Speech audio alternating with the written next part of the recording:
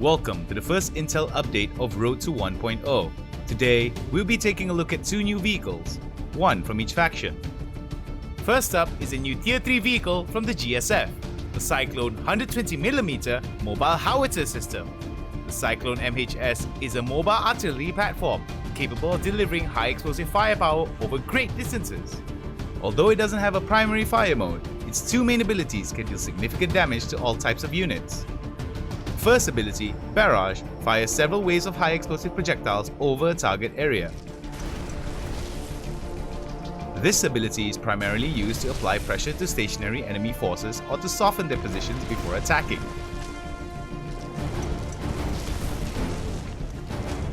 The second ability, Precision Strike, fires a single wave of highly accurate shot. This ability affects a much smaller area and deals a much lower damage output in total comparing to Barrage. However, used in conjunction with reliable intel and good timing, it is even possible to snipe targets from extreme distances. This is the true meaning of Death from Above. Next up, we have the Sigma tank destroyer for the Axiron faction.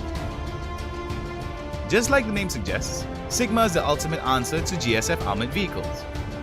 With its powerful railgun, it brings deadly firepower even against the strongest of enemy armor.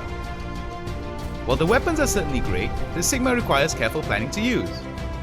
Without agile turrets, the oversized weapon can only fire in a small narrow angle.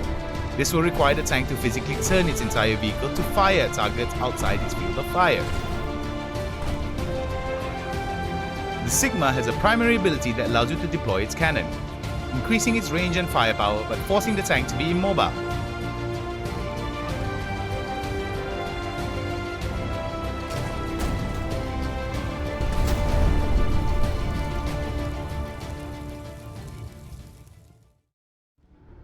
Next up, we'll be looking at some major changes to the faction headquarters. In 1.0, we'll be increasing the security of your starting base. With this new addition, it will now require higher commitment to assault a starting base of an opponent. This fortified wall and its integrated turret will deter enemy forces from disrupting your base early on. An additional layer of active protection system guards the wall, instantly destroying nearby projectiles.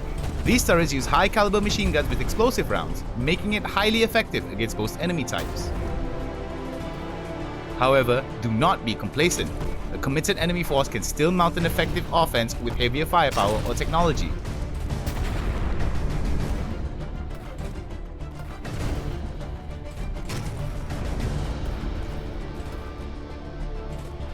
There are also effective strategies to bypass the walls and to overwhelm the defense systems.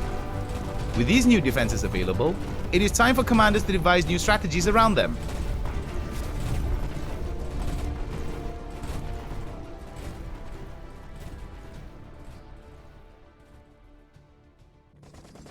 Last but not least, let's take a look at a major new update on the player officers. In 1.0, we'll be bringing a big change to the survivability of players. A player officer being gunned down will not be instantly killed, instead will only be incapacitated. While being in a state of down but not out, you can crawl to safety and wait to be revived by a friendly teammate.